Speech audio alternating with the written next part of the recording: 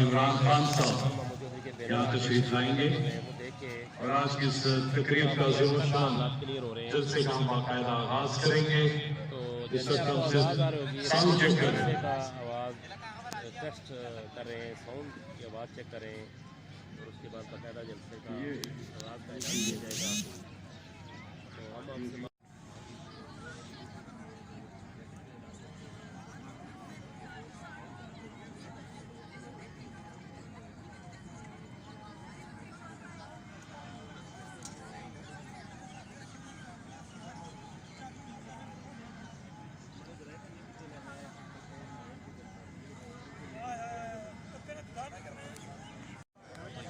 आपसे बैनर लगे हुए हैं यहाँ पे खुशामदीद के वज़ीर-ए-आज़म पाकिस्तान इमरान खान के लिए बड़ी तादाद में ये बैनर यहाँ पे लगाए गए हैं।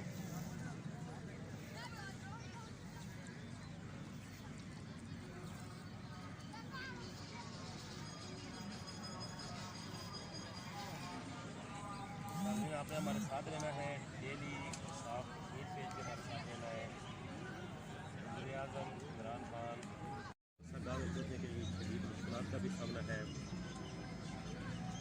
जो ट्रैफिक के रूल्स बनाए गए हैं वहाँ पे भी प्रॉपर जो है वो जो सिक्योरिटी एहलकार हैं, ट्रैफिक पुलिस है, वहाँ से वो ट्रैफिक खुलवाने में हाल कामयाब नहीं हुए हैं।